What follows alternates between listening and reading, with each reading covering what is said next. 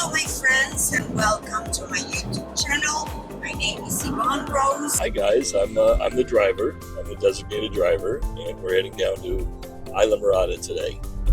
Yes, we are heading to Islamorada, which is a beautiful key on the skirts. Would you say skirts or outside Florida? Yeah, the outskirts of south of Miami. Yes. About 80 miles. For those of you that don't know, we have several keys here in Florida. It starts with Key Largo, and then after Key Largo we have Islamorada. After Islamorada we have Marathons, yeah, a couple other little keys in between. And then the big one. And the big one, which is Key West. Yep. So we are here just to stay, I think, like 2 days. I do want to say that I will be recommending the restaurants we'll be visiting. I'm going to recommend you some of the hotels that in the past we have stayed, because right now we actually own a place here in Islamorada, which is really, really beautiful. But so yeah, I'll be sharing with you guys the restaurants we'll be going, and also a few other interesting and nice things about Islamorada. Yeah. So we live in Miami, and I will say that Islamorada, it's about hour and a half when the traffic is good. So today seems traffic is very flowy today. So, like I said, Islamorada is a very special place for me and for us, for my whole family, because Islamorada it's very relaxing. It's a little bit more mellow than Miami. So we have a lot of fun activities in Miami, but we sometimes also like to just get away from the city and head into a more tranquil water environment. When do you recall, honey, was the first time that you started visiting Islamorada, or the Keys for that matter? Well, first I want to apologize for the gringo pronunciation of Islamorada. I agree, Islamorada sounds much better. The Purple Island. I've been going there probably since I was 7 or 8 years old, which is years ago, like a lot of years ago. So ever since I was a little kid, we've been driving down here, and we used to stay in Islamorada. Excuse me, did I get it right? Coincidentally, you used to stay in Islamorada. Yep, that same island was always my favorite. Okay, yeah. So, what is Islamorada or the Florida Keys good for? Well, obviously all the water sports activities, but I would say mainly it's paradise for fishermen, right, honey? Yeah, I mean fishing, drinking, and something else that starts with an F.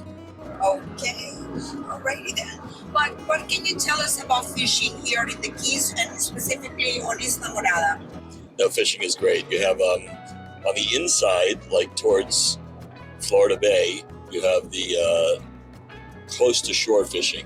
You fish for tarpon, snook, redfish, and you cast like right into the mangroves, or you look for the fish. I can't see them. I rely on the guide. He says he sees them. He tells me to throw it. I throw it. And then on the other side is the ocean, where you get the big ass fish, the dolphin, sailfish, all that. So that's great. You got to go about 10 miles out, but it's the sweet spot for fishing. Yeah, so fishermen absolutely love the Florida Keys and specifically Islamorada. Other amazing activities are like sunset cruising, because Islamorada is also famous for the most amazing sunsets.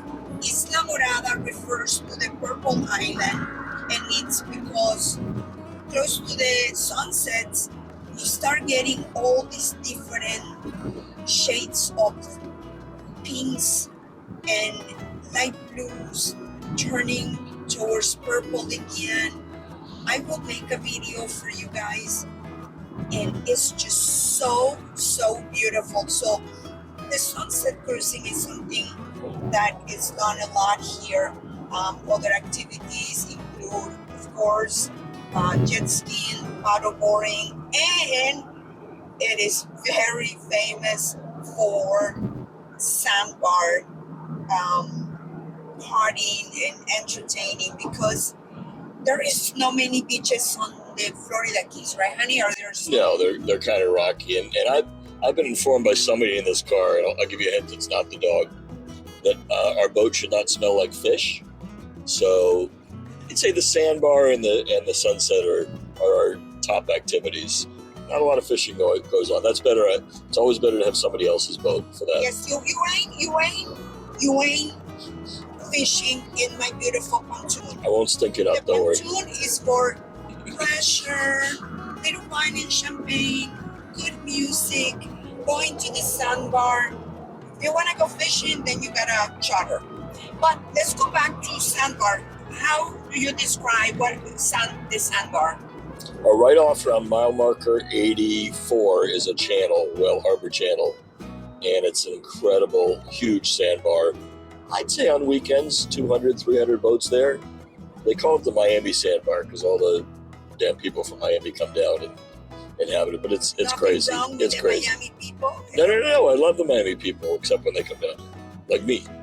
But it's great. Except there are 300 boats and there are 300 different stereos blasting all at the same time, all playing a different song. I really love to just get out of the boat. You walk on the sandbar, which the water is maybe by your knee, and I just love to know people's watching because it is rather entertaining. So yeah, that's another thing you do here in Islamorada. What else is very relaxing? I have to say that through the different keys, I feel Islamorada, it's notorious for being a little more, should I say, chic, honey? Oh yeah, no, it is. It's got great restaurants, great places to go, and hopefully in the future, all the Islamorada restaurants and the Islamorada Chamber of Commerce will do a paid sponsorship on this channel. So we have to really keep talking about Islamorada. Oh, if you're listening to me, Chamber of Islamorada, I am here, just teaching my community about our beautiful Florida Keys. So yes, definitely. I said that out loud? I forgot. I was just thinking it. Sorry. It's okay. It's fine. So what else can we tell our audience about Islamorada? Am I skipping something? Food.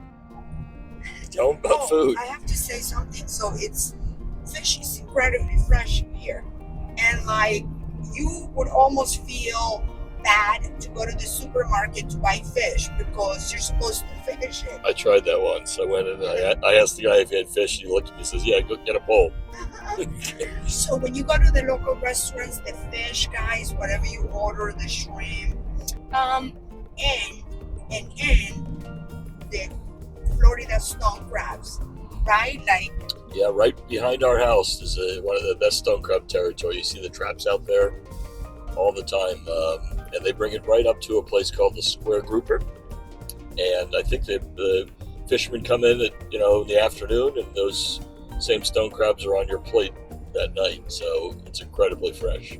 Do you think that some of the stone crabs that they serve at Joe's, the famous Joe's stone crabs, some come from here?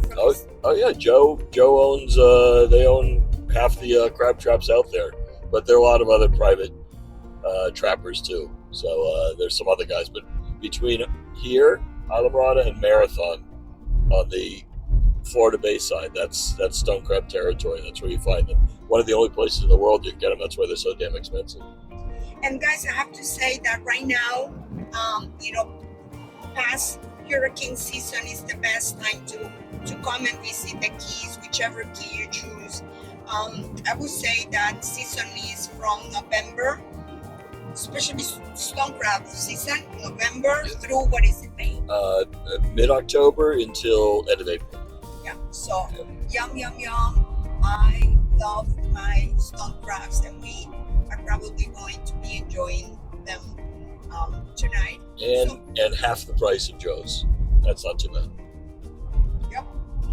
Very, very great prices on all the seafood and the stone crabs. We have good shrimp. So yeah, I have to say that, in the summer here, because of hurricanes, it tends to be a little slower season. But right now it's the seasoning. There's a lot of people that live half of the year here, especially people that come from the cold up north. So our little keys, whichever you want to go, are a little more vibrant, full of activities, little festivals, and yeah, it's just very, very nice.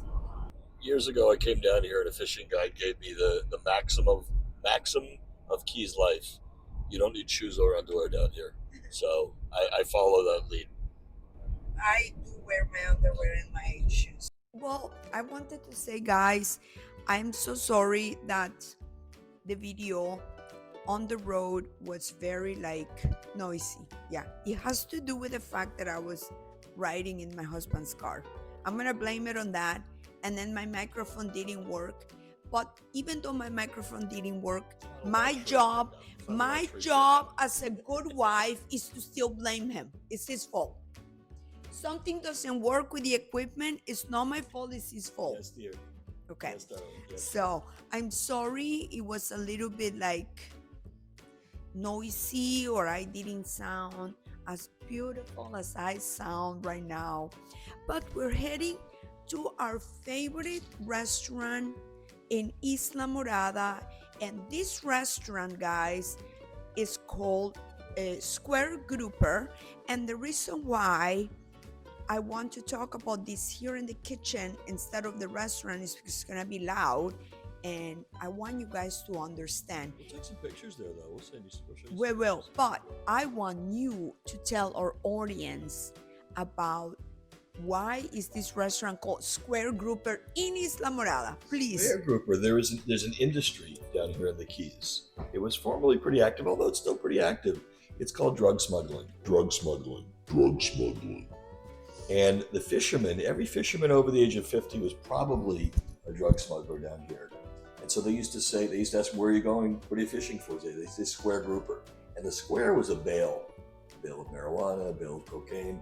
So when they said they were going out for Square Grouper, these guys that fish these waters, they can go at night.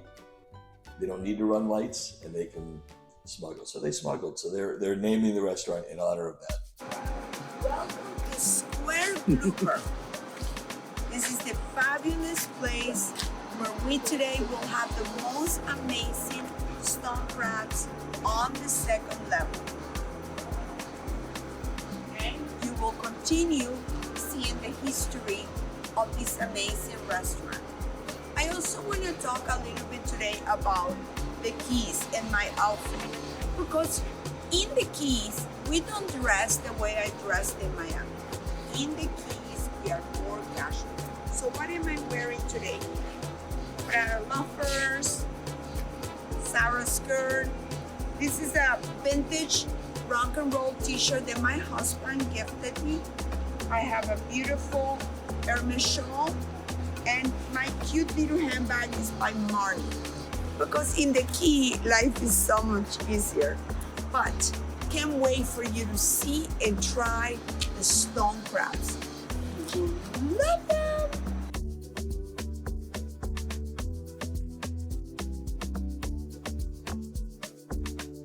So this restaurant is a 2-level restaurant, and they only serve the stone crabs on the second level, which is a really cool bar where a lot of the local and cool tourists go.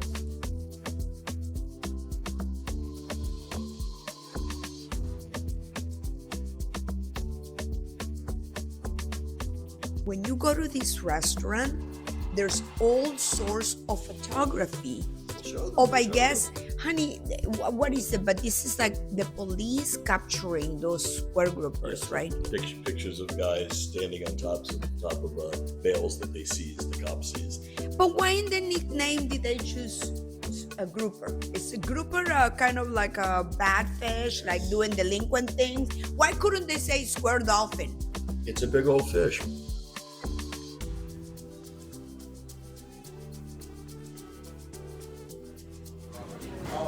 Is this your favorite table, Mr. Silver?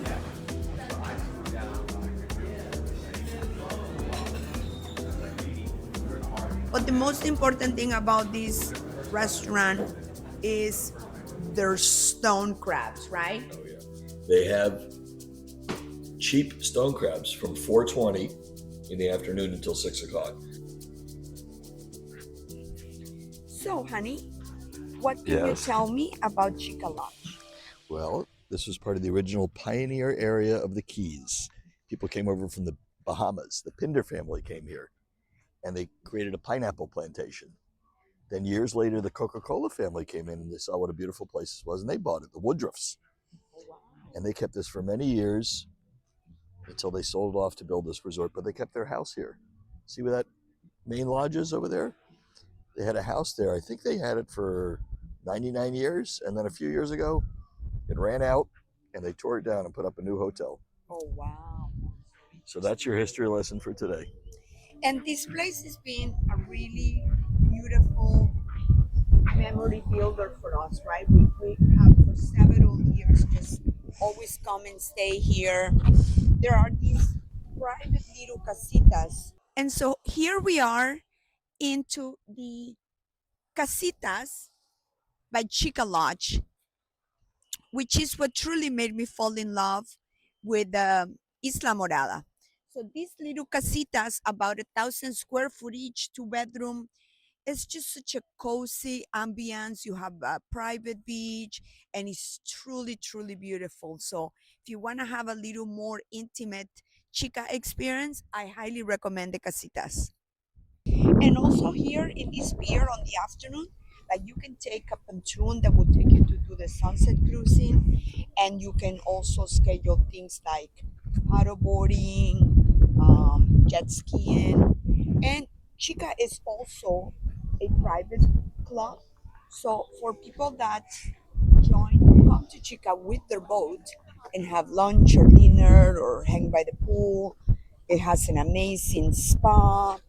And honey, we come here every year for a fishing tournament. Can you tell me a little bit about your fishing tournament? Yeah, the Isamorada tournament. About 100 guys and girls come out and fish, ocean and inshore, and we raise money for Crohn's and colitis. And this beautiful fishing tournament, it's lasts about 3 to 4 days, right? Yep. We're full of activities like you guys do fishing competitions. Exactly. And then I remember whatever you guys fish that's edible, then we cook it on the night of. Yeah, and I've been going every year for 20 years, and I still haven't even come close to winning. So that tells you what a shitty fisherman I am.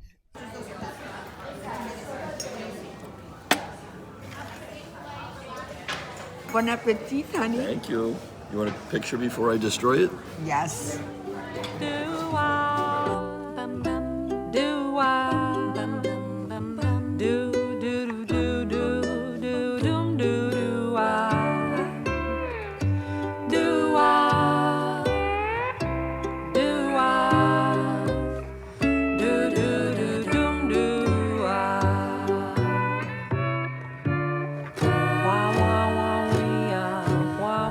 So, yeah, I hope you guys enjoy this ride. Talk to you soon.